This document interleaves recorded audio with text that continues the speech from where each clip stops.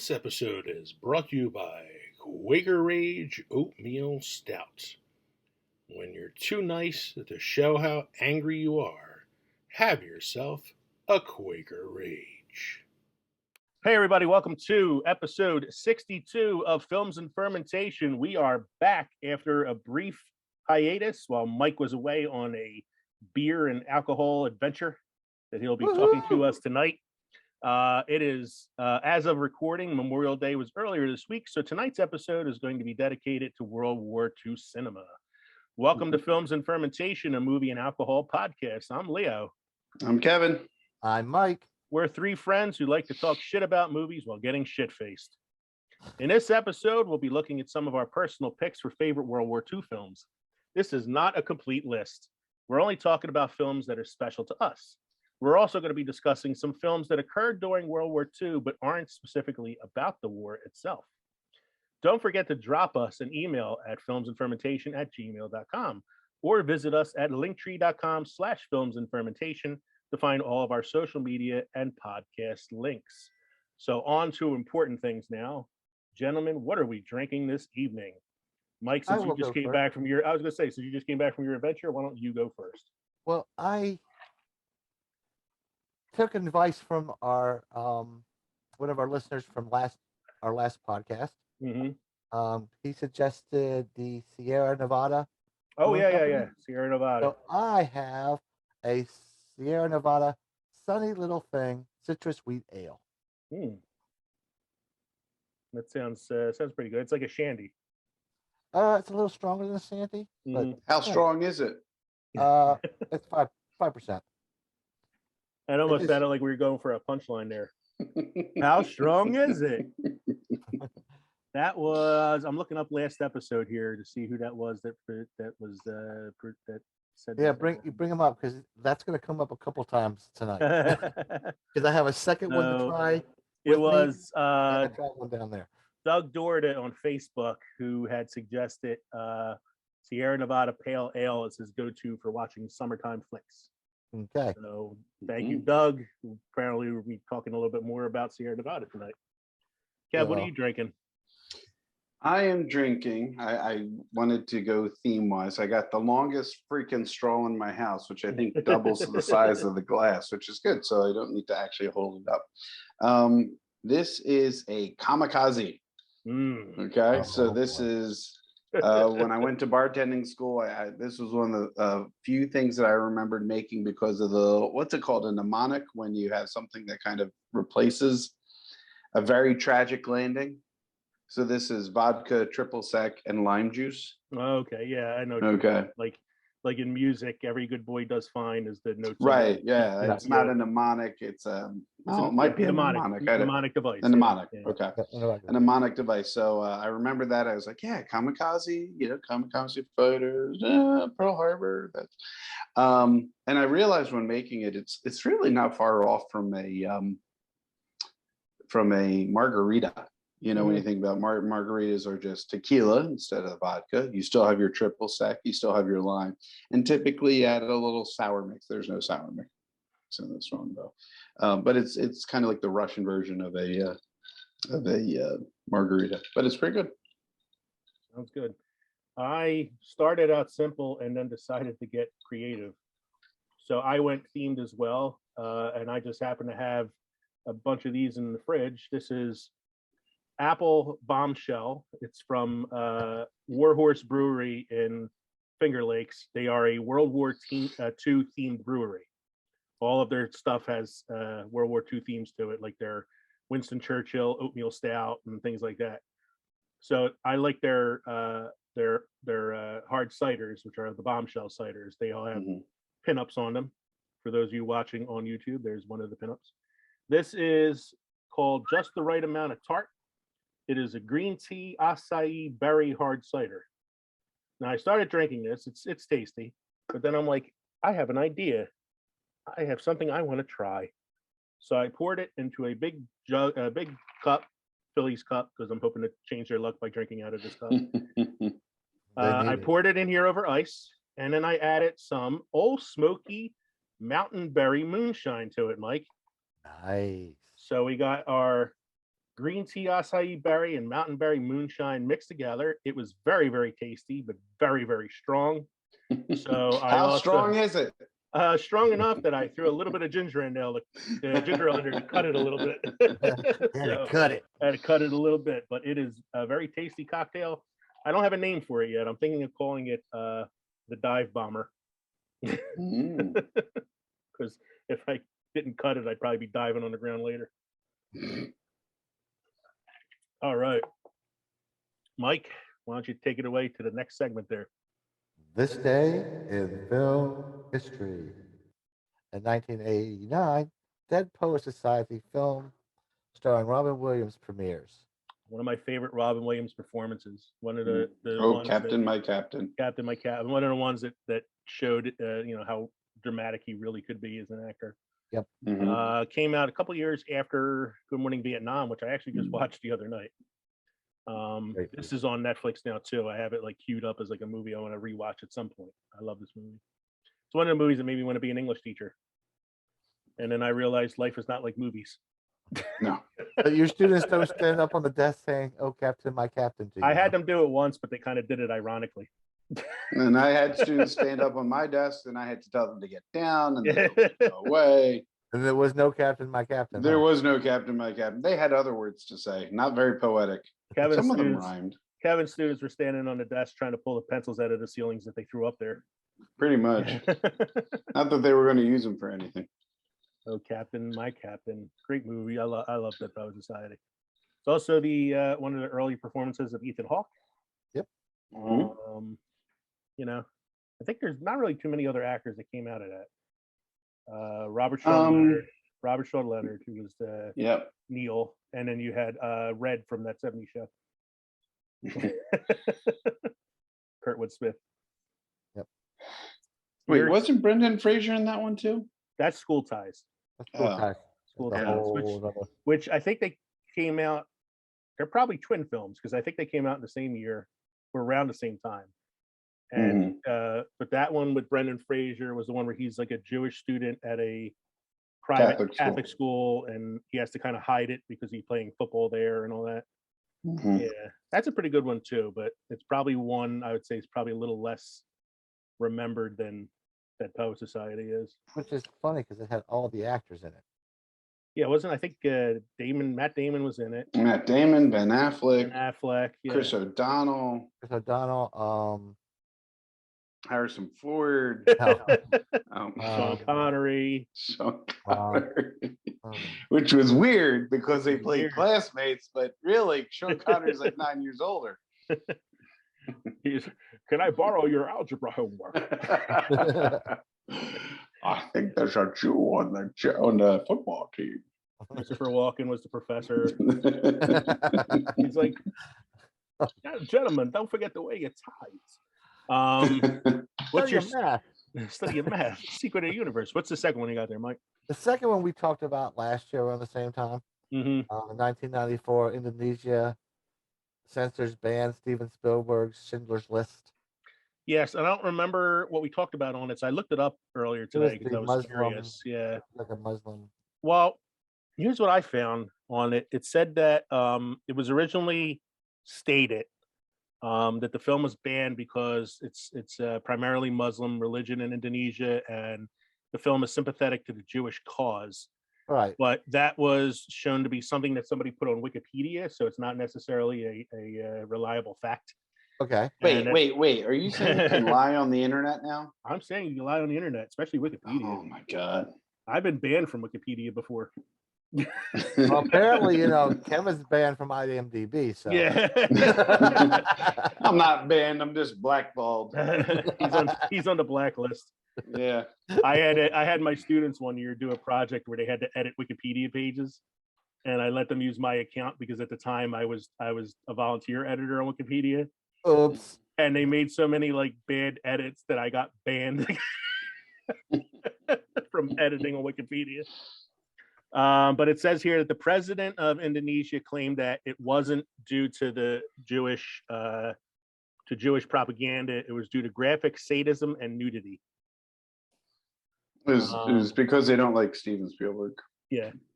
Yeah. And then there are also like Muslims who argued that the film should be shown in Indonesia because of the graphic scenes, because they wanted to highlight, the evils that were done during the war and all that stuff, and that they were, on the side of the Jewish cause. It's an interesting like fact, but it's one of those ones like, yeah, like, it's Wikipedia, so what can you believe? I would like to know, do directors have any say whether or not their film is to be edited so that it can be shown on a more general audience level, or whether that's strictly up to the producing company, the studio. So domestically, if you're a director like Spielberg, you have pretty much final say in the edit of your product. Younger directors or directors who aren't as well established, often the studio will have an editor on staff who works on the film for them. No, I get that. What I'm thinking is the film is old. It's an older film, like Schindler's List, right? And you wanted to broadcast it on NBC, right? After what? But you needed to edit it for general content for general viewership as opposed to an adult viewership. Does Spielberg have the right or the voice to say, you cannot edit my movie, that has to be shown the way that it was made? If you edit it, it takes away from some of the depth, or is that all in the studios? I think in Spielberg's case, he can do whatever the hell he wants. I think it also depends upon who buys the rights. Well, I was going to say, because Spielberg, one time they showed Saving Private Ryan on network TV, on like ABC or NBC or one of those, and they did it totally uncut and totally unedited, with like disclaimers after like every commercial break and all that stuff. Yeah. So I think it's somebody like Spielberg, yeah. Now, typically when a film goes to TV, they'll edit the language and they might delete or leave out like certain scenes that they feel might be offensive, but overall they wouldn't edit the general content of the film without the director say so. Now, when it goes to a foreign market like China, they'll edit the shit out of the film themselves because the studio has no say once it goes to foreign market. And that's what'll happen often with certain countries. They'll either ban the film completely or they'll cut the shit out of it, and to the point that it's not even like a coherent film anymore. Right. So, wow, we actually sounded smart there. That was like an intelligent conversation. Well, we need to drink some more. So that wasn't just drunken rambling. No. We need to drink more. And I know that was less film and more business, but it just, when you mentioned it, I was like, it's the film business. And you don't really see too many major motion pictures show up on network television anymore like they used to, like the Saturday night movie, which I kind of miss, to be honest with you. I mean, it's because you got so much streaming. Yeah. Yeah. No, I know. With the streaming networks, you can show them unedited. You don't have to. Feeling a little nostalgic. I'm just happy that they still show Sound of Music, Ten Commandments, and well, I mean, you can still turn on all the Indiana Jones at any time of the day and find Shawshank Redemption. So you can find all the Indiana Jones, all the Harry Potters on network TVs. Oh no, on cable television, freeform. You can't. Yeah, but cable is so much like network anymore. But you can as soon as you get advertising on a station, it's network. But you can still find Shawshank on a 24/7, 365 loop on TBS. So nice. Mike, tell us about your adventures drinking your way through Busch Gardens and Williamsburg. So I'm going to start off going to a place that you have been before, Lee. Okay. In Gatlinburg, or have had from there, the Mellow Mushroom. The pizza place. Yeah. The pizza place that's there. This is also down in Williamsburg. And last year when I went, I tried to get the Orange Smash from Devil's Backbone. They didn't have it. Of course, this year they didn't have it again. So I got what they call from the Virginia Brewing Company, Saving Daylight. It was a wheat beer, American Pale Wheat. Actually very good. I put it at a 4. And then I got a what's it called from Sierra Nevada Brewing Company, a hazy little thing, which is our IPA, hazy IPA, and it was for an IPA, it was pretty good. I rated it a 3. I've had that before. It's a very good beer. It was a really good And I'm one. not big on IPAs or hazies, really. Yeah. But so I made it my mission to find the orange smash, and I found it at Wawa down there. God bless Wawa. That's awesome. I couldn't find it at the brewery. They The had it funny in thing is, Wawa. it's not a beer. Hmm. They advertised it at the restaurant as a sour, Mhm. but it's actually a Seltzer. no. It comes from Devil's Backbone Distillery, So not is the it brewery. like, So it's vodka. I was gonna say and- vodka, the vodka vodka- based drink. Yeah, yeah, So it's a Smirnoff Ice? yeah, kind of, Canned, yes. kind But of. it's- so it's But it's in vodka a can and it's orange. and I think lemon. Very good. It was very good. So I did find it. I brought one back for us so we could all try them, Nice. and Cool. a couple other ones from their distillery, which is I think is a rum based one I got. Then we went. Then we went tasting. Okay. We went one day when it was raining. Couldn't do anything else. We went tasting. The first place we went to was a winery / brewery. So they had both. Hmm. It was the New Kent Winery and the Tallysville Brewery. And I had the taster there with the Old Church Vienna Lager, the Smoked on the Farm, the Buffalo Run Quad, and the Harvester Hefeweizen. I didn't really particularly care for their lager that much, but the others were pretty good. Smoked on the Farm was a smoked beer. Just had a smoky taste to it. Was it slow roasted? Apparently. The Buffalo Run Quad was a Belgian quadruple. It was So it's kind of like a Blue Moon. yeah, and it tasted pretty similar to that. And of course, the Hefeweizen was we did Hefe. Hefeweizen, yeah. I know you like the Hefe. was- So. It's that was probably the best one of those beers. Then we moved on to a place called the Brass Cannon Brewery, Mm. where I had their Brass Cannon their Hazy Days lager, their Weizenhammer,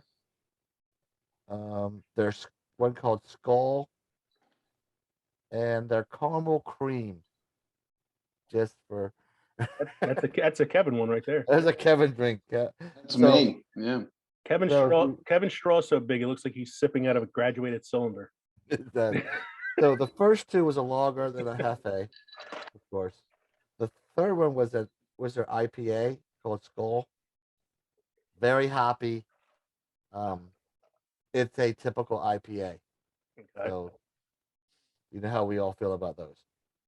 And the Um, Caramel Dream was a red ale with caramel flavoring, and you would like it, Kev. Yeah. You would Yeah, like I it. tend to like It that. was a little bit too sweet. Too sweet? Too sweet on my end.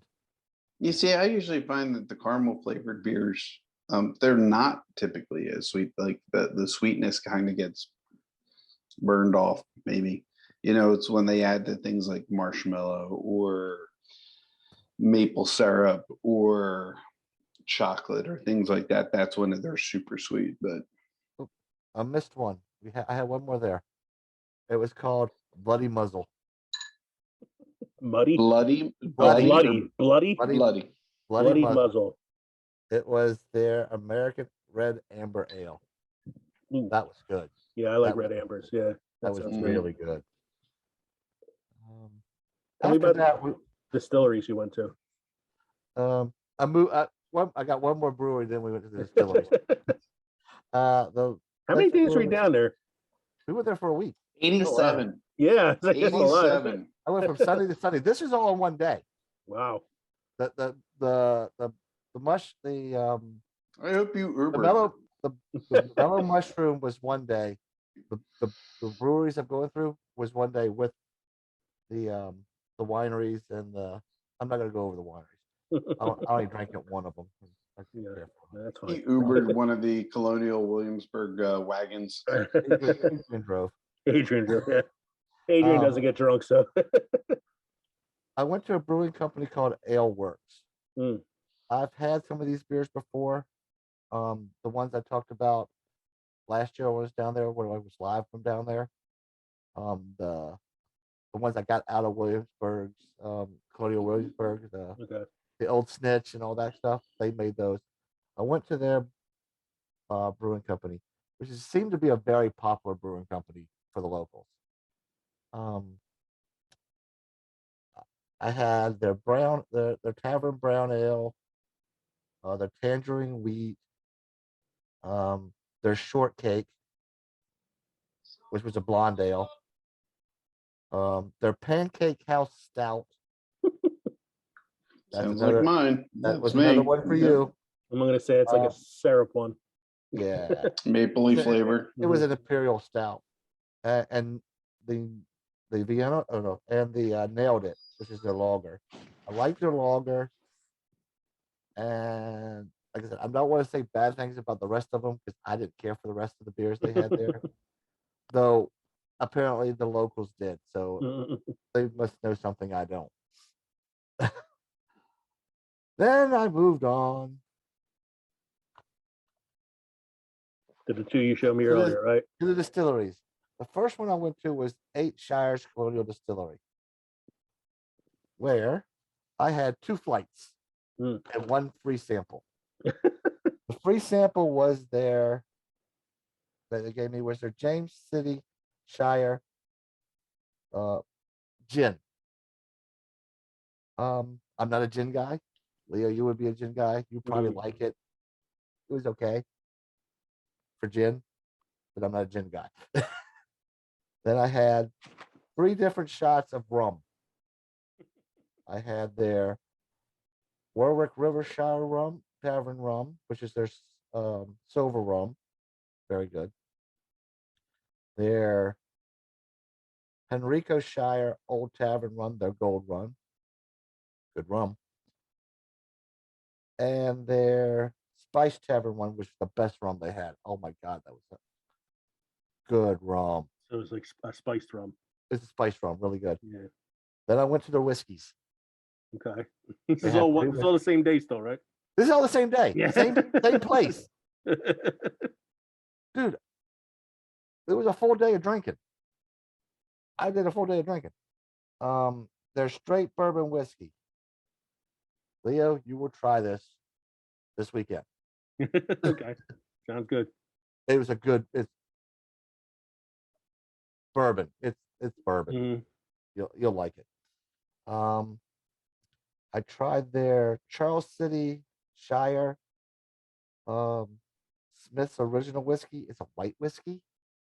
Okay. So it's like clear. Yeah.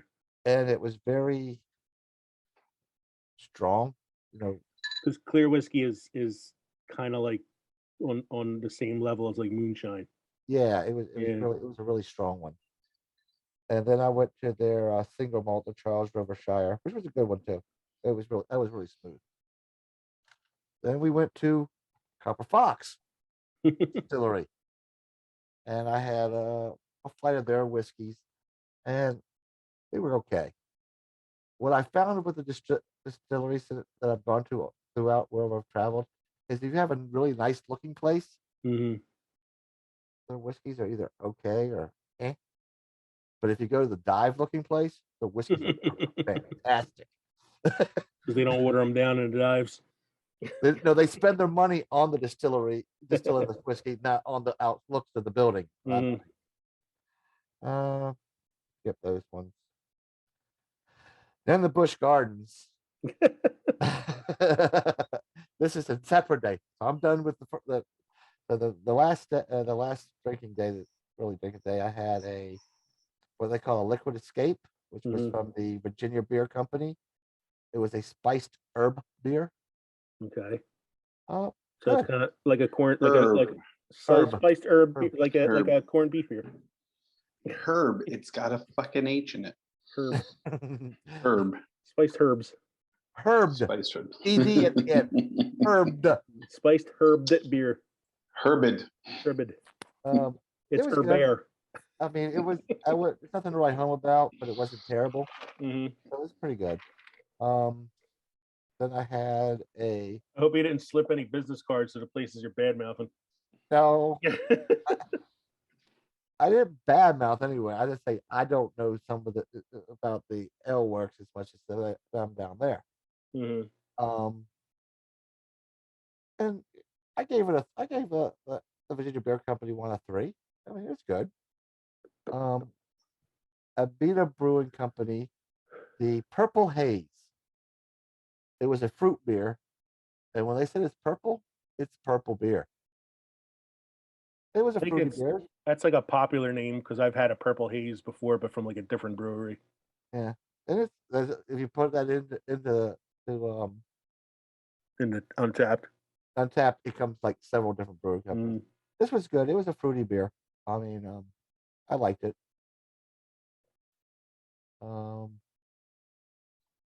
The next one was a lager from Commonwealth Brewing Company called Mano del Puma.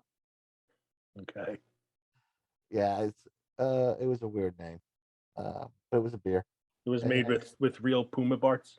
Like well, it's kind of the Commonwealth Brewing Company, which Virginia's a Commonwealth, so I'm figuring it's a local. Most of them are local beers. That's what I picked for. 60% of the time works every time. Exactly.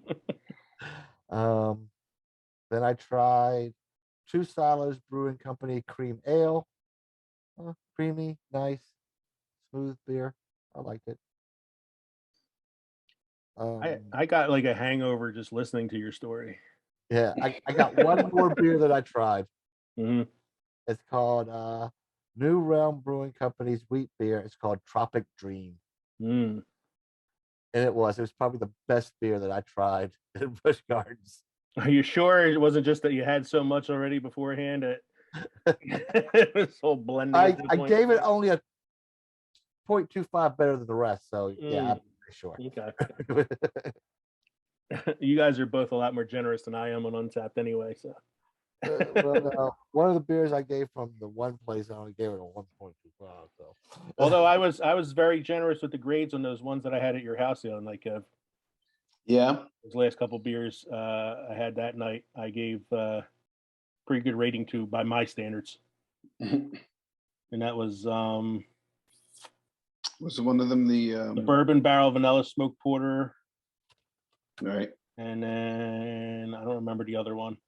Was the one the Allagash? Was it an Allagash Nocturnal? Or yeah, it was Allagash. Yeah. Okay. So yeah. Anyway, moving on to our next segment. For anybody out there who's still listening, still sober after Mike's adventure. Hey, I'm sitting here listening. I didn't even get to the mixed drinks. Okay. Yeah, the mixed drinks are the wineries, so we'll save that for another episode.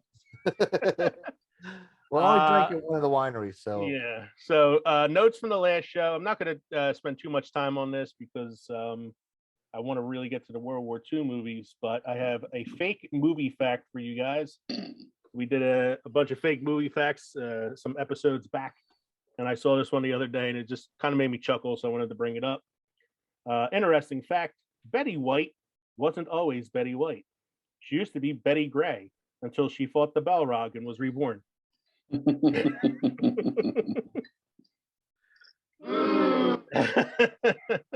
Run, you fools. Run. In the past week, Ray Liotta passed away. Surprisingly, he was on location in the Dominican Republic filming a new movie, and no cause of death, although they said there didn't seem to be any signs of anything, any foul play or anything like that. So I decided to do a little tribute to Ray Liotta. If you haven't heard it yet, those of you listening out there, check out our mini pod that was released earlier last week. I did a mini pod tribute to Ray Liotta, talked about some of the movies that he was best known for, talked about some facts about his career, talked a little bit about one of my personal favorites that's not Goodfellas. Goodfellas is my favorite, but Hannibal. You're talking about movies. It is a great scene where he's eating his own brain.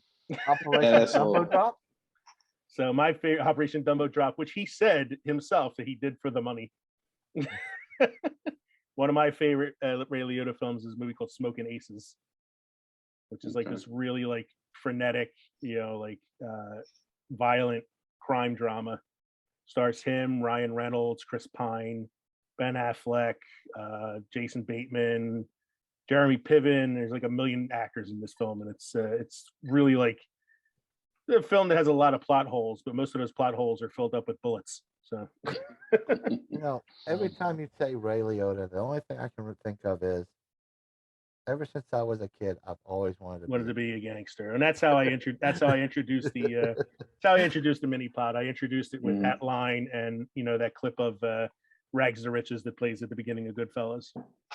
So, because like, how could you not? It's when you think of Ray Liotta, I think of Goodfellas, and I think of Field of Dreams. Yep. Because those are the two like probably biggest movies in his career. Well, he's got And Operation Dumbo Drop. And Operation Dumbo Drop. That one where he's like, I forget. I have to look it up. I just watched a movie a couple weeks ago called American Gangster with Denzel Washington and Russell Crowe. That was good. It's a really good movie based on a true story. And one of the facts that I read about it was the part that Russell Crowe played was supposed to be played by Ray Liotta, but there was like a scheduling conflict and he wasn't able to do it. It's interesting. So, gentlemen, I have moved on since I finished my sunny little thing to my Sierra Nevada wild little thing. It is a slightly sour ale at 5.5% alcohol by volume. It has a nice strawberry taste to it. Ooh, strawberry. I like that. Yes. Ooh. Very good. So, yeah, before we move on to the main segment, I'm probably going to have to pause to refill my drink. So, the last thing I got here on notes for the evening before we're going to the main segment is Obi-Wan Kenobi. Obi-Wan Nobody Kenobi. knew that was his actual middle name. Yeah. Hey, Leo, it's just Ben. Just Ben. It is fucking Obi-Wan Kenobi. It has been. So I'm not going to talk about episode 3 because Kevin hasn't seen it yet. Oh my God, it's so good. It was so good. But episode 1 and 2 were both really good too. I found it to be like a satisfying addendum to the prequels. Yes. Because it is bringing back some of like the lore from the prequel trilogy, but kind of expanding on it. It gives you sort of an explanation as to why Leia is so trusting of him in A New Hope. I do have one question for Kev. Yo. So, are we still thinking this is the same? What was his name?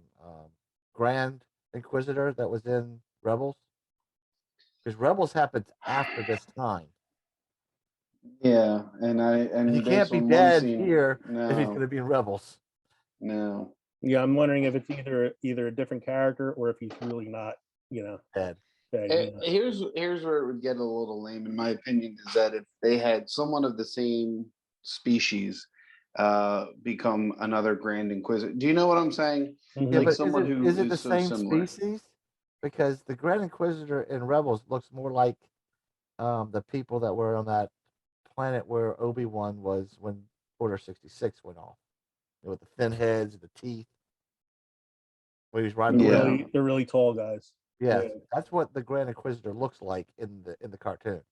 One of those guys. So who knows? I don't know. It'd be interesting to see. I mean, they still have a few episodes to go. So now I've been reading some stuff that the actress who plays the third sister, has been getting a lot of abuse online from people who are unhappy with the fact that they cast a black actress to play one of the Inquisitors. As if to say that, like, there's other black people in the galaxy. Lando's there.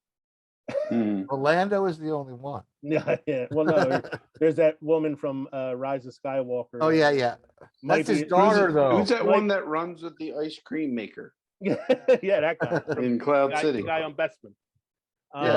But yeah, like she's been getting like abuse online, and like a lot of the other actors have been coming to her aid and all that. And I'm like, why?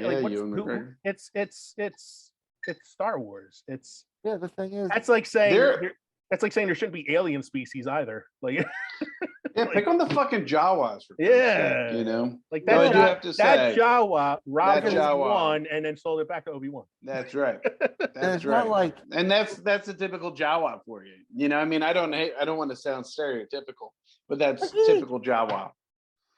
To steal somebody's stuff and then sell it back to them. That's Jawaist. Taoist. But it's not like, you know, in Rebels they show, you know, all the Inquisitors. It's third sister, second sister, fourth Yeah. sister, Yeah. third brother, eighth brother. I mean, there's so many of them. I said The that- one with the pie pan on his head is blue. Yeah. Okay. I mean, you can, and the Grand Inquisitor's white, so she's black. So who gives And a you got shit one with about the tentacles color? out the back of her head. Yeah, That's right.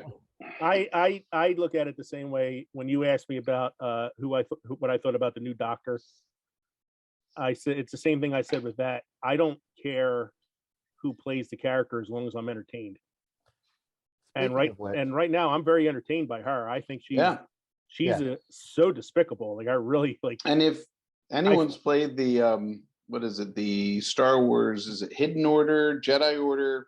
Yeah, What was the one that they just did? Last Order? The one with the Cal Yeah. Questions, Last whatever Order. her name was. What was Yeah. it called? the last order. Oh. I don't know. But Fallen Order. that Inquisitor, Fallen Order. Law and Order, it's Fallen not Order. Law and Order. Dun dun. Fallen Order. Oh, Fallen. Fallen. Fallen Order. That's right. Fallen Order. Star Wars Law and Order. Grand Inquisitor. Dun dun.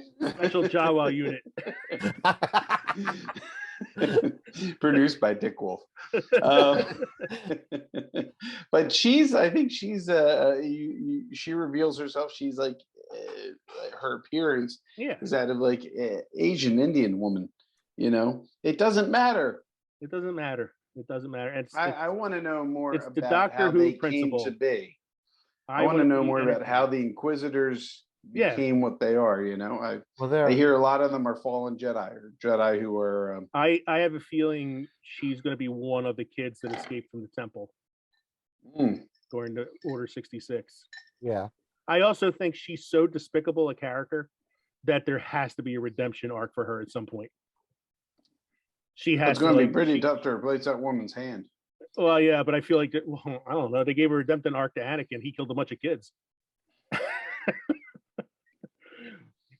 Master Skywalker, what are we going to do? You're going to die. So speaking of the You're going to Doctor, become youngling kebabs. Lee, speaking of the Doctor, I've been watching the Flux episodes on Yeah. cinema. Mhm. I am so freaking confused. Yeah, it wasn't a great season. I'm in like episode 3 going, what the hell is going on? I just saw the trailer for the 60th anniversary episode, which is going to be her regeneration episode. And they're bringing back a couple of the companions from the original Doctors series. Billy Piper. No, like the original. Oh, And they're bringing back David Tennant and Donna Yeah, Noble. That's all over. That's all over Yeah, Facebook. Tennant and his Tennant, and then I think Matt Smith might come by, and then Peter Capaldi might actually make an appearance as well. So, Billy Piper. No. and I hope Billy Piper. It'd be nice. They're bringing them all out, man. It's the 60th anniversary, so I'm looking forward to that.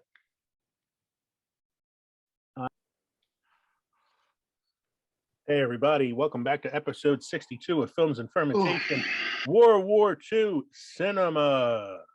We took a short little break there to refill our drinks. Tonight we are talking about World War II films. We each came up with our own short list of films that we like that take place during World War II. We also have a quick little list at the end of films that take place during the war, but not necessarily about the war. But before we get to that, let's talk about some listener suggestions here. So I only got 3 suggestions, but all are from some podcast friends of ours on not Facebook, on Twitter. We have Winging It Travel Podcast that lists the Battle of Britain. You guys hear me? I hear you. Yeah. I had a little bit of an echo there for some reason. Well, I had So- some mic issue here for a few Okay. minutes. I was fixing. So the Battle of Britain, I have not seen this movie. It is an older film from 1969. In 1940, the British Royal Air Force fights a desperate battle to prevent the Luftwaffe from gaining air superiority over the English Channel as a prelude to a possible Axis invasion of the UK.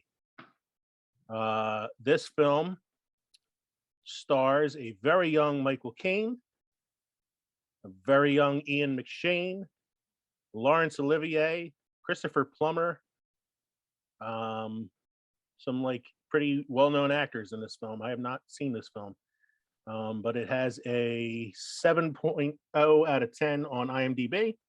Okay. A pretty decent rating, and it's a older film, so I'll probably have to research the film. Oh, it's on Pluto TV, which is a free streaming service. It is.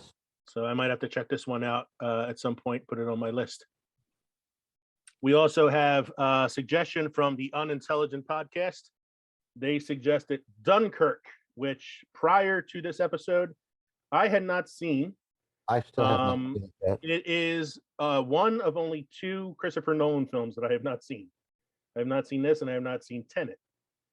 But in preparation for this episode, and because it was suggested by Unintelligent Podcast, I went and watched Dunkirk earlier in preparation. I wanted to be able to talk about it during this episode, and I am glad I watched it. It was phenomenal.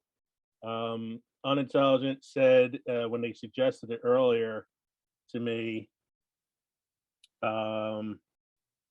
Dunkirk, not even close for me. I saw it in a great cinema that was built in the 30s, and it was the best movie experience of my life. My dad and I left the theater speechless. And I could see how it was a great theater experience because, typical of Christopher Nolan films, it's all about the sound and the sound editing. The film had very little dialogue, mostly told through music and sound effects. And, I don't want to get into it too much because I'll talk about it when we get to the lists. But it was a really great experience, and I'm kind of sad I didn't see it in the movie theater because it was a really awesome film. And then we had a drink recommendation from Bar Banter podcast. Bar Banter is one of the first groups to follow us on Twitter. I've been in communication with them on and off. They are a good group of guys. They have a really funny podcast. Their podcast is mainly talking about goofy, debate topics that you would talk about at the bar with your friends. So like today, who has the biggest? Oh, yeah. So like today's topic. I listened to their episode this morning. Their topic on this week's episode was if you had to pull off a bank heist and your partners were all cereal brand mascots, who would be the best group to help you pull off the heist? Oh. And they had some pretty funny answers on the show, but I tweeted him that my heist crew would have to be Count Chocula, Frankenberry, and Booberry, because Booberry could get inside the safe since he's a ghost. Frankenberry could carry the heavy bags, and Count Chocula could handle crowd control. Well, I would say Lucky from Lucky Charms because they can never catch him. But not and Toucan, they can never catch his ass either. Not the Tricks Rabbit though; he's never successful. Yeah, silly rabbit. If you need a great strategist, one of the guys on the show suggested Captain Grunch. So I think Honey Bear. Honey Bear. Honey Bear. I would go with Tony. Tony Tiger. Tiger. He talk about a motherfucker who handled crowd control. But this is Bar Banter podcast suggested a drink for us called Legoland Whiskey. I think I'm pronouncing that right. I'm not sure. It is a 16-year-old single malt whiskey. 43% volume, $125 a bottle. But it looks like a very fancy bottle, so it must taste really good. I can't say that I've had this before, but I do like those aged, whiskeys. So I do have a 12-year Glenlivet here at home, and I have I got my Jack Daniel's Sinatra blend that we got down in Lynchburg. Oh, so you just bought the bottle there. Come on. Now. Well, you bought the bottle. The liquor was free. Yeah. It could have been regular Jack Daniels for all you know. I have to see if I can locate this bottle somewhere and give it a try. Legoland, Lagavulin. I believe that's how you pronounce it. So thank you to those people that contributed to the podcast this evening. Thank you for listening and for giving your suggestions. Let's get to our list here. So these are just personal favorites of ours. We're not getting into like one of those lists where we go into like 60 movies deep.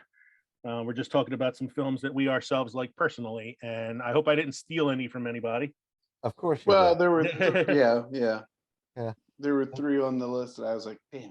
But I mean, that's okay. There were a couple Okay. that you guys put on your list that I was like, oh shit, I forgot about those. Well, I went, okay, there's a couple on your list, there's a couple on Kev's list. Let me get some of my list. So we got, for me, I got Saving Private Ryan, which is, if you're going to talk about World War II films, one of the best ones done. One of the best ones ever made. It's Steven Spielberg. It has to be on a list of great World War II films. Yes.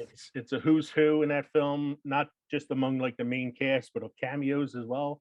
Yeah. Nathan Fillion, Ted Danson all make cameos in the film. Early role for Matt Damon. It's got Tom Hanks, you got Ed Burns, you got Giovanni Ribisi. You got a very early role for Vin Diesel in that film. I mean, it's we've talked a lot about it before too in the past, because we did talk about it during the Spielberg episode. That was the season 1 finale. So I don't think we have to go too much into this. I remember my mother sobbed watching the first 20 minutes of Saving Private Ryan because of how intense it was. There were reports of like people who actually were at that beach walking out of suffering the theater. PTSD. Yeah. And my wife, we saw it in the theater together. She watched the first 20 minutes of the film with her hands over her eyes like this. I don't think she watched any of the first 20 minutes of that film. It's actually it was amazing, so intense that anybody made it to the beach. Yeah. I've been on those beaches and seen the bunkers that are uphill from the beaches. It was a kill zone if they hadn't run out of ammo. Yeah, it was like, I mean, that's the first scene of the film, is the ships landing on the beach, and as soon as they dropped the bridges down, like people just bullets just coming down and taking guys out. Soldiers were dropping in. It was almost like they were just being used as fodder to make them run out of ammo. Pretty much. It was pretty crazy. It's a very intense scene, and then the rest of the film is a great film as well. I mean, it goes from this intense, like basically recreation to this like awesome story about like what does it take to save one man, and is it worth it? Yeah. Then second on the list, we already talked a little bit about earlier, Schindler's List. Another Spielberg classic, another story about World War II told from a different side of things, as from the atrocities of the Nazis and the suffering of the Jewish people. Yeah, kind of told from the point of view of the Jewish people, since they are the ones that Schindler's saving in the film. Another great movie. Another like really intense one. I know I talked about it before, that when I saw it in the theater, like nobody left the theater for a while. It was like very quiet. What you got there, Mike? I hit into my third beer. It is from St. George Brewery. They've been slaying ordinary beer since 1998. It is a honey mead lager. That sounds intense. It's lager brewed with local honey. I get the joke. St. George slayed the dragon. Yes. Mike, I was thinking all that drinking you did down in Virginia, that you wouldn't still have a hollow leg, but man, damn. Well, it's been a rough week. So third on my list is The Dirty Dozen. That's the one you stole from me. I love The Dirty Dozen. I love The Dirty Dozen. I fucking love The Dirty Dozen. It's such a, like, you're rooting for them to do a really horrible thing at the end of the movie. Like just killing a lot of innocent people who are trapped in there with the Nazi soldiers. Like, but it's such a fun film, man. Such great performances. God, fucking Lee Marvin, and it's a film that my dad and I bonded over because we watched it the morning of my wedding. It's 11 o'clock in the morning. It's T-minus 3 hours till I get married. My sister calls me up. She's all frantic because my wife hasn't gotten her hair done yet. She's still trying to get the dress together. All the girls are still getting ready. They're going around like crazy, like trying to get things done. She's like, "What are you doing right now?" And I was like, "Daddy and I are watching Dirty Dozen." It's like I'll probably roll into the shower another hour, get myself ready. So yeah, Dirty Dozen, great memories. Another one, next one I have on the list is a newer one, a couple of years ago, but it was a fun film. I love this movie. It's so weird. sweet. It's weird to call a movie that's so depressing fun. Mm-hmm. But it did have some like fun moments in it because essentially it starts out sort of like a comedy. It's kind of got that like Good Morning Vietnam vibe going to it, where it starts out really funny and then ends with tragedy.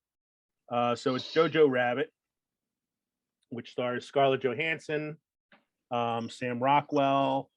Who else is in it?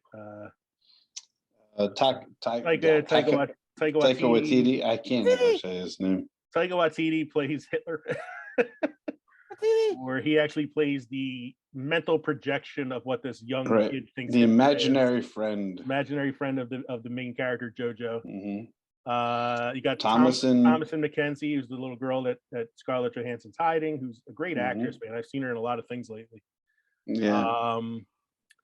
You got Stephen Merchant has a great role as the head of the SS when they come to the house. Yep. Yeah. And they all look the same, those guys. Alfie Allen plays the secret lover of Sam Rockwell. Yep. Gay soldiers who can't let it be known because they're German. And Archie Yates as Yorkie. Is that paper? I always said those two kids, the kid that plays Jojo and the kid that plays Yorkie, if they ever wanted to do a movie where Simon Pegg and Nick Frost were kids, those two kids are perfect. Mm-hmm. But it's such a great movie, man. I mean, it ends like it's a pretty tragic ending, but it's still it's a good movie. You know, it pokes a little fun at Hitler and the Nazis, and you know, there's heartwarming moments to it. I don't want to like give away the ending for anybody who hasn't seen it, but like when you get to that moment, it hits you so hard. Yeah, because it's such a lot of time movies will try to build up to the moment, and this one, it's not a build up to it. It's just like boom, comes out of nowhere. Like when you have the same realization that Jojo has. The next one I have on my list is Inglourious Bastards, and I put down the Tarantino version because there's actually a film from the 60s called The Inglourious Bastards, which Tarantino obviously is a fan of because he knows more about movies than I do. And, he based the name of his film on that one. Inglourious Bastards is, as Tarantino calls it, his World War II fairy tale. Because it is not historically accurate one bit. Hitler does not die the way he dies in Inglourious Bastards. But it's still a fun watch. It's great performances from Brad Pitt. Christoph Waltz plays one of the most diabolical and scariest villains I have ever seen in a film, as Hans Landa, the Jew hunter. Just because he's so charismatic and charming and calm about everything he does, but his ultimate goal is so evil that it's incredible to watch. Great movie, Inglourious Bastards. And then I added to my list Dunkirk because after watching it this week, I was blown away by it. Yeah, Christopher Nolan does not make bad movies. At least I haven't. Confusing, I haven't seen Tenet yet, so I'm not sure. But like, I mean, Memento's a great film. Yep. You know, Inception is amazing. Interstellar is phenomenal film. Dark Knight's amazing. Batman Begins was really good.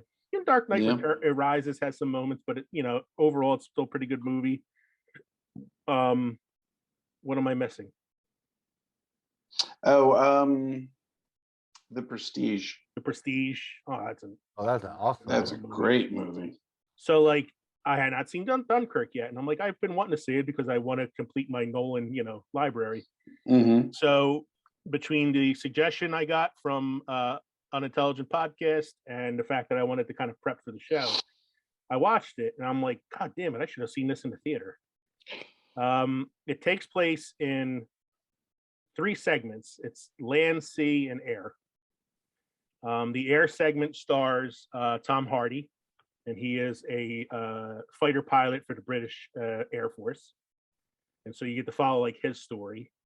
And then the sea part follows Mark Rylance, who's a civilian, and apparently they were so desperate need of ships to get the men off the beach at Dunkirk that they requested civilian ships. So they were civilian ships sailing into this battle zone in France to save the soldiers. So his story takes place on the sea. And then the land follows a group of young soldiers who are really young and inexperienced and just trying to find a way off the beach. It has the usual like cast of Nolan characters, because you got Tom Hardy, you got Cillian Murphy in a small role, Kenneth Branagh's in it. Michael Caine makes a cameo voiceover. He's the voice of the commander of the Air Force, so you hear his voice on the radio a little bit. And Harry Styles is in it, which sounds weird, but he's actually plays a really good role in the film. It blew me away, and there's very little dialogue. It's mostly told through visuals, and the music that plays throughout it. The music's written by Hans Zimmer, and he used a pocket watch that Christopher Nolan carries around. He took the ticking sound of the pocket watch and added it to the soundtrack that he scored for the film. So as you're listening to the film, you hear this like very faint ticking in the background that just intensifies every moment of the film. Like every portion of the film is so intense, and it's not really much plot. It's more like just kind of following these vignettes that all kind of tie together at the end. But it was really, really good. So if you want to watch a lead up movie to this, and I didn't add it to our list because it's more about the person than it is the war. It's called The Darkest Hour. And this is one where this is a movie about Gary Oldman playing Winston Churchill. I think he was nominated for Academy Award for this. And it's about did he win Best Actor? Yeah, he did for it. Okay. Yeah. And this was where Churchill becomes prime minister, and his actions that he takes to try to to take care of Britain during the war, and Dunkirk is a major plot point for it, and how he's trying to get his boys, his men off of that beach, and what he has to do to get it done. So what Nolan said in filming this was that Dunkirk is like a campaign in the European theater that doesn't get talked about much, and should get talked about more. And after seeing the film, you can see why. Like Churchill gets mentioned a little bit in the film because his initial goal was to try to save somewhere between 30,000 and 50,000 men, because they were going to need them to defend the home turf, because the Axis powers were making a move on Britain at the time. And it's not really spoilers because it's historical fact. Because of the civilian ships, they managed to save 300,000 men. So it's a pretty like amazing story and amazing film to watch, and the performances are great for like performances where there's not much dialogue. It's all emotion and facial expression. Really, really, really, really. I highly recommend it. You guys get a chance to watch it, man. It wasn't just a good World War II movie. It was a good movie. Like one of the best movies I've watched in a long time. Okay. I actually kind of want to watch it again this weekend just to kind of see if I missed anything, because I was so like focused on some of the cinematography and the sound and all that I know I missed probably a couple things, but definitely a good recommendation. So Unintelligent Podcast, thank you for that one. I know, ironic that that's the name of the podcast. Yes. Kevin, let's talk about your list a little bit here. All right. I'm going to start off with one from 1990. I will watch it every time it comes on. I know I owned it on VHS. I should really look to see what services carry it or see if it's available on DVD. But it's Memphis Bell, okay? And it takes place. It's it's a B-17 bomber, okay? And it's their 25th and last bombing mission over Germany, and what happens during that bombing mission. It's got a pretty A-list cast for the time, okay? Because this was a 1990 film. These actors are, a little older. It's Matthew Modine, Eric Stoltz, Tate Donovan, D.B. Sweeney, Billy Zane, Sean Astin. Harry Connick Jr. was in it. I think this was one of his first roles. Did an amazing job. Anything with Sean Astin in it. Come on now. Yeah. Oh, absolutely. David Strathairn, John Lithgow. Yeah. It's a real great movie, and it's about their run. This final run of theirs, and how the mission goes, and you see actual footage that some of the crew of the B-17s took when they were up there. You can see these black and white footages of planes being sawed in half, by like dogfighting, by like single prop planes. And these B-17s could hold, I think the crew was something like 10 to 12 people, because you had your tail gunner. Almost all the actors you named, are in that. Yeah, exactly. It's like everyone's in the plane. You got your tail gunner, you got your ball turret guy, you got the people on the side, the bombardier. It's just a really good movie, It is. I've seen this. It's been a while since I've seen it, but it was entertaining. I was fascinated by the fact that, like, to get in the ship, you had to like lift yourself up into it. Yes, such a like a belly opening. Which it was one of Adrian's father's favorite movies. Oh yeah. Oh yeah, he loved that movie. It's a great movie. It's a good movie. It's probably one that like you don't think about too much anymore, because like you said, it came out in 1990, so it was prior to Saving Private Ryan and Schindler's List and all that. So I would say it probably got overshadowed a little bit after those films came out. Yeah. What's your next one there? Next one is Riding on the Tailcoats of Saving Private Ryan. Another collaboration between Steven Spielberg and Tom Hanks was Band of Brothers. And I know that this was a limited series, a movie series, but I still think it deserves to be up there with like World War II movies. And this is pretty much, they have actual interviews of people from the U.S. Army 101st Airborne Division and their missions during World War II, and how it goes on. And this also had a pretty all-star cast. This had Damian Lewis and Ron Livingston. It had Donnie Wahlberg, guys. Donnie Wahlberg. Schwimmer was in it too, wasn't he? Yes, David Schwimmer. It had a good cast, but what I liked was the interviews with the actual members of the 101st, and then watching the dramatic, series, the episode centered around it. And that was on HBO for a bit.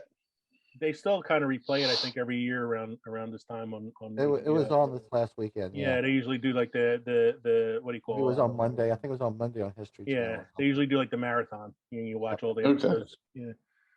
U-571. U-571. So I've covered air, I've covered land, and now I'm covering sea. Isn't that under the sea? Under the sea. Under the sea. This one is about a German submarine that's boarded and by disguised Americans, submariners, and they capture the submarine to get their hands on an Enigma cipher machine, which is what the Germans used to communicate information. They had not had a very successful time trying to break the codes. It had Matthew McConaughey, Bill Paxton, Harvey Keitel, John Bon Jovi, guys. John Bon Jovi. I'm giving you a bunch of movies where there are actual musicians who also act, like John Bon Jovi and Harry Connick Jr. I kind of tell you what, like, I like Harry Connick Jr. as an actor, but when I was watching U-571 for the first time, when John Bon Jovi showed up on screen, kind of took me out of it a little bit. It was like Ed Sheeran showing up in Game of Thrones.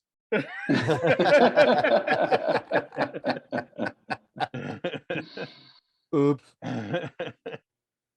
Still a good movie though. Great cast. It is a good movie. Great cast. I wouldn't say it was, Oscar worthy. It was definitely some of it was over the top but just like over the top acting, not quality acting.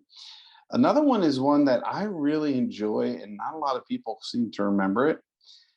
Swing Kids. Mm-hmm. It had somebody you had mentioned earlier there, Leo, Robert Sean Leonard. Yeah. Mm-hmm. Christian Bale, one of his earliest movies. When did this come out? This was 1993. 93. Yeah, and this is about kids who lived in Germany who were into swing music, okay, which was often referred to as lesser music for the Jews and such, and how the Germans were kind of cleansing, their society by trying to get rid of these clubs that played the music, and the kids who were letting their hair grow long and just jazzing along with it, and there's a big fight between the two best friends, Robert Sean Leonard and Christian Bale. Didn't one of them join the Nazi youth or something? Forcibly, yeah, he did. His Christian Bale was captured, letting his friend, kind of sacrificing himself to let his friends go free. And his father at the time said, "Good, this is what you need." And he kind of got pushed into it, and by that he was indoctrinated into the, what was it, the SS? Yeah. The kids who were, Well, that was the Nazi youth. Yeah. Nazi youth. Yeah, Nazi youth.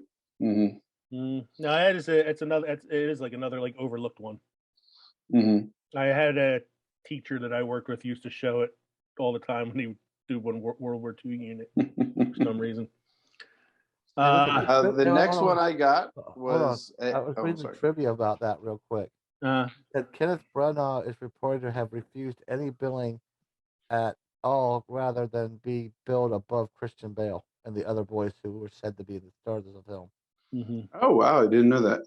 I do remember him being in it as one of the Gestapos. So one of Christian Bale's earliest films was Newsies. Well, Henry V, which was directed by Kenneth Branagh. Oh, so he had worked with Branagh in a Shakespeare film, so Branagh like knew how good an actor he was.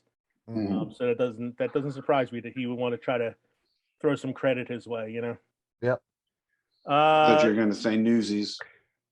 Yeah, that is another one of his early roles. The next one, American Psycho. What? Oh, yeah, great movie. Next one, you got a great one. Yeah, it's Hogan's Heroes. Great, I'm sorry. So great they put it in the name of the title. The Great Escape. Mm-hmm. Where Allied prisoners of war planned for several hundreds of their numbers to escape from German camps during World War II. Sergeant Schultz knows nothing. I know nothing. That's the sad part about it, is it's kind of like it became the it became the Hogan's Heroes. Hogan's Heroes is actually based on another World War II film as well. I'll talk about that in a minute. So. Steve McQueen and his epic motorcycle run. Yeah. The only American to escape. Not the only American to escape. Great movie for the time, though. It's got Steve McQueen, James Garner, Richard Attenborough before he finds Jurassic Park, Charles Bronson, who wasn't he also one of the Dirty Dozen? Yes, he was. Yes, he was. He was one of the few guys that survives at the end. Yes, he is. Yeah. James Coburn. Great movie. Yeah. Great movie. Classic movie. It's one of my dad's favorites. Yeah. And one that's a little more fictitious, one that we could probably put into any other category, but I had to include it. I'm wearing the shirt right now. Captain America, the first Avenger. Well, technically a World War II film, yeah. It is technically a World War II film. Was Wonder Woman was World War I, wasn't it? World War I. Yeah, okay, yeah. Didn't you do a World War II? Wasn't it WWII after that?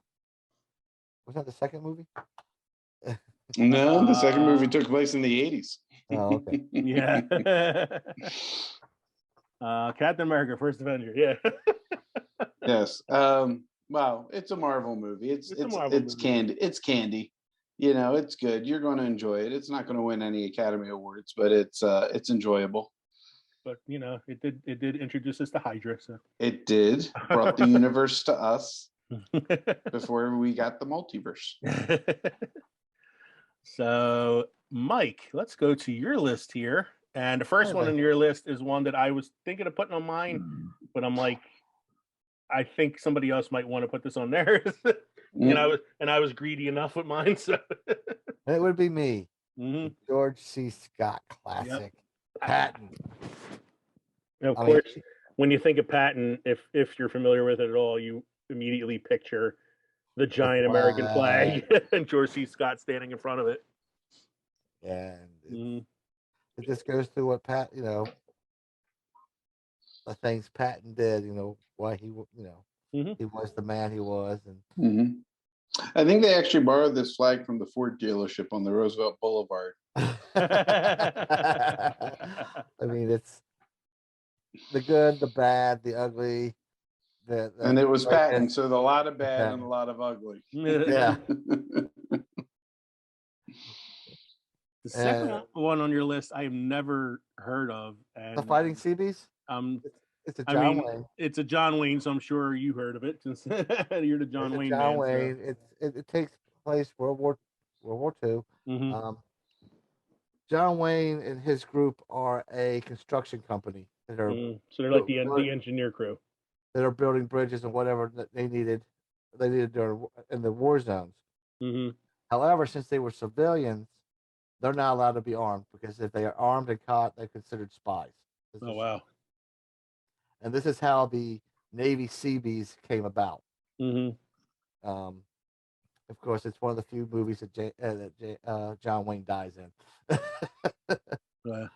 So, it's one of those. This is also a movie that centers around the Pacific. It is a Pacific. Theater. Most of 1, 2, 3 of my movies do go Pacific, the Pacific Theater. Mm-hmm. And then my next movie is Midway, not the remake, the 1976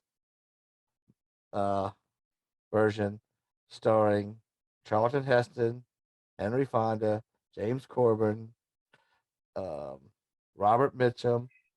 It's an all-star cast. It didn't win anything, I don't think. No, it did not. That's the thing about like these like epic films are. Patton won awards. Yeah, Patton won Best Actor and Best Picture. Mm-hmm. Right. But a lot of these like epics from like the 50s and 60s always had these like stacked casts. Yeah. The stacked cast. And it's about the Battle of Midway, which is the turning point in the Pacific Theater. Yeah. The Midway Island. I'm glad you used the original, not the remake. The 2019 one sucked. I never saw the remake, so nobody watched. We don't. Any of us write remakes. Come on, we don't do that. No, for the most part, we try not to. Most, but not. Yeah. Next one's a good one too. Where Eagles Dare. Mm-hmm. Yes, very good one. Richard Burton, Clint Eastwood, the general with the knowledge of what's going to happen to D-Day gets captured, and they're a crack unit of British and one American ranger to go and rescue him from the castle, the German castle, and the Nazis. Sort of it's kind of like a Dirty Dozen adjacent. Yes. Yeah. Without the all-star cast. Without the all-star. Well, I mean, it's kind of an all-star. Yeah, you get Burton and Eastwood right there. I mean, You got two. You get Donald Houston, who was pretty well known at the time. Yeah. Yeah, I mean, it's not that bad a cast. And then not a bad cast, no. It was also turned into a great song by the Misfits. Then we got The Longest Day. The Longest Day. Another John Wayne movie. Won 2 Oscars. This one also has Richard Burton in it as well. Henry Fonda. Red Button. Sean Connery's in it. It's the D-Day plays an American submarine commander. He's a private. Private Flanagan. No, this is a. I'm an Irish private. This is about the D-Day invasion. And what I liked about this movie was what happened later on in my career Mm-hmm. in the military, because I was sent to the 50th anniversary of the D-Day invasion, and I stayed stationed at a French village called Saint Mary Glisse. It's where the 82nd Airborne jumped in, Mm. and in the movie and in real life, and while I was there, they had the mannequin of this Private John Steele, which was played by Red Button. When he jumped, they were so off course. He landed and got attached to the church steeple. Oh. And when we're there, they had a mannequin of him doing that, and they showed it in the movie as well.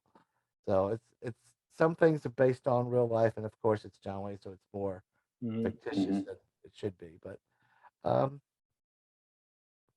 fairly good movie, I think, in that one. But like I said, it's another D-Day invasion movie. And my last one is the Sans of Iwo Jima, another John Wayne. I mean, and I love this movie because it's just another specific movie. I mean, there were so many different John Waynes to pick from because he did a lot of World War II movies. Mm-hmm. These are probably my top three that he did. The Sans of Iwo Jima, of course, that's the famous flag raising by the Marines. So we mentioned a lot of films in our list here. I have a few I was just going to throw out as like honorable mentions, even though we didn't talk about them ourselves. We got The Pianist from 2002, starred Adrian Brody. He won Best Actor, the Oscars that year for playing a Polish pianist named Władysław Fieldsman. And it's sort of like his journey as his town is bombarded during the Blitzkrieg. We got Empire of the Sun, which is another Steven Spielberg film. This also stars Christian Bale in one of his very early roles.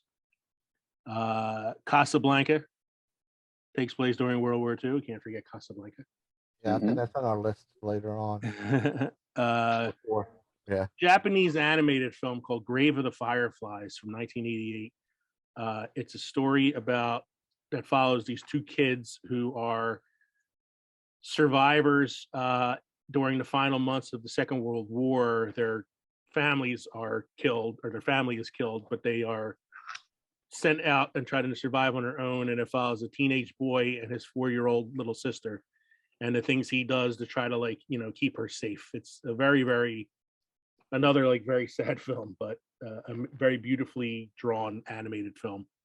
Life is Beautiful with Roberto Benigni, where he plays a Jewish Italian bookshop owner who is sent to a concentration camp with his son, and he tries to hide the horrors of the war from his son by pretending that it's some sort of game that they're playing. Movie that came up in our Harrison Ford episode, which was The Guns of Navarone, right? Was that the one we came up in there, or I'm thinking of something different? No, I'm thinking of a different movie. I'm thinking Dunkirk we mentioned, Glorious Bastards we mentioned, The Great Escape. There's two films that Clint Eastwood made in 2006. They came out kind of concurrently. He did a film called Letters from Iwo Jima, and another film called Flags of Our Fathers. Yeah. And one sort of showed you the American side of the story, and the other one showed you the Japanese side of the story. So he filmed them and kind of released them at the same time. Speaking of something like that, I'm surprised no one's talked about Tora, which is the attack of Pearl Harbor shown from both sides. Yeah, and concentrates on kamikaze battles and all that. Bridge Over the River Kwai, 1957. It's the film that won the great Sir Alec Guinness his only Oscar for Best Actor. And Das Boot. About German U-boats. The Thin Red Line, which came out in 1998. Another Hans Zimmer scored film. And then two that my dad really likes that I told him I would make sure I mentioned for him. One is from 1965, stars Frank Sinatra. It's called Von Ryan's Express.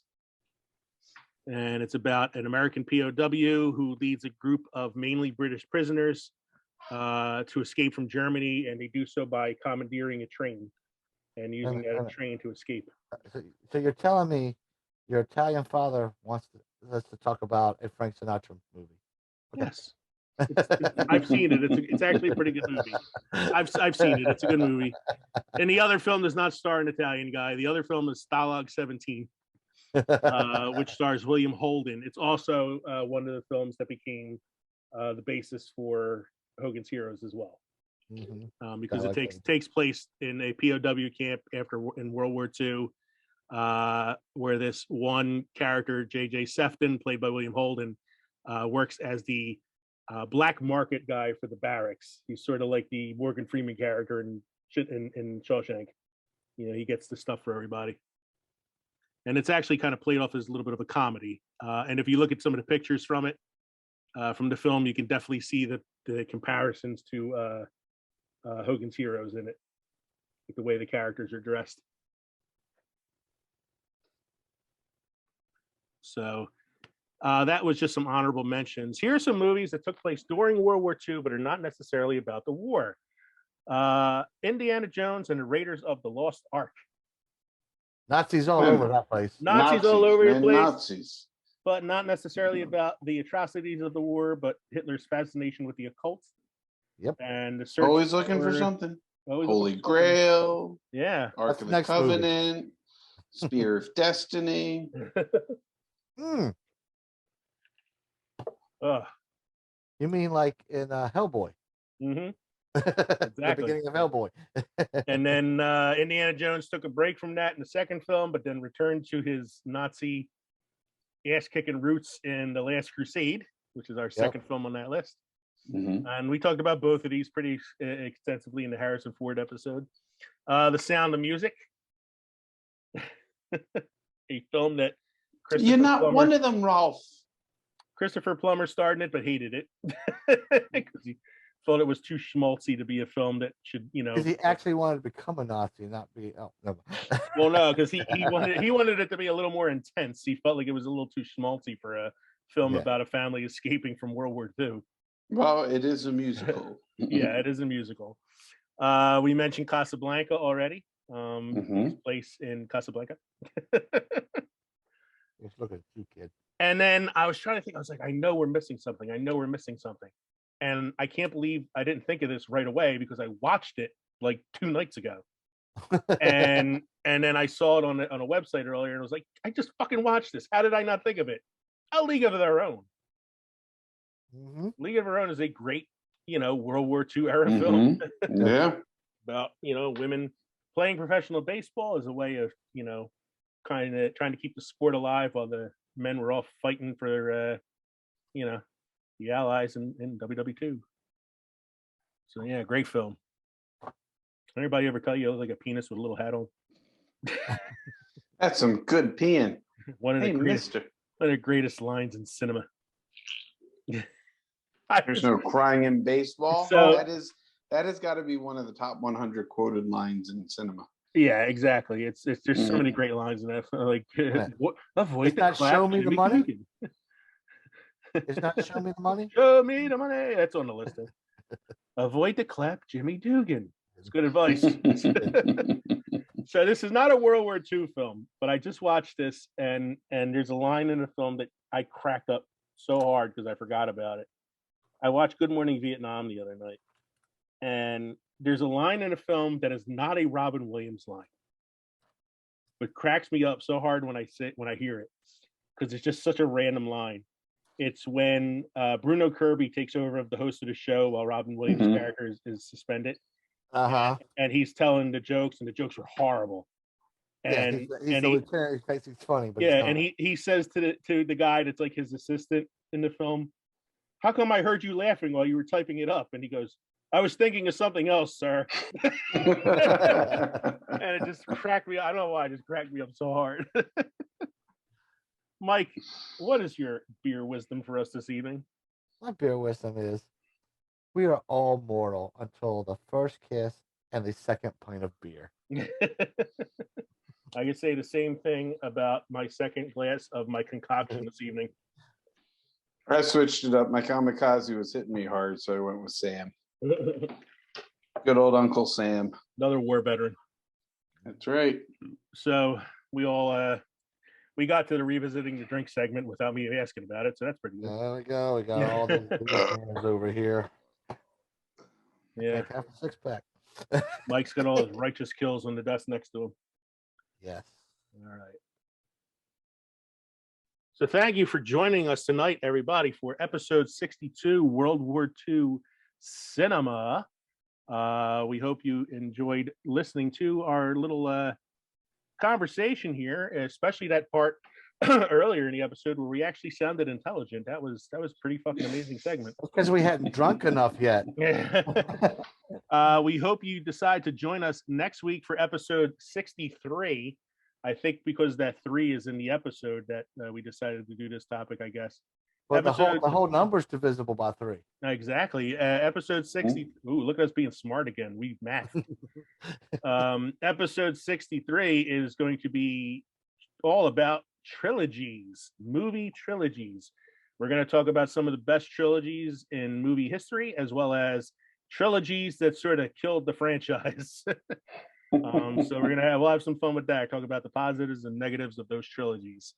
So thanks again for joining us here at the crossroads between pickled and fermented. We hope you enjoyed listening to the episode as much as we enjoyed recording it for you. I'm Leo. I'm Kevin. I'm Mike. Don't forget to drop us a line of filmsandfermentation@gmail.com. You can visit us on Twitter now at filmsfermented. Instagram, Facebook, all the regular social media sites. We're on most podcast platforms as well as YouTube. You can find all those links at linktree.com/filmsandfermentation. Thanks again for joining us, everybody. Make sure you tune in next week. Cheers, everyone. Cheers. Tip your bartenders. Tip your bartenders. Tip them over. Free napkin with every drink. Mm-hmm.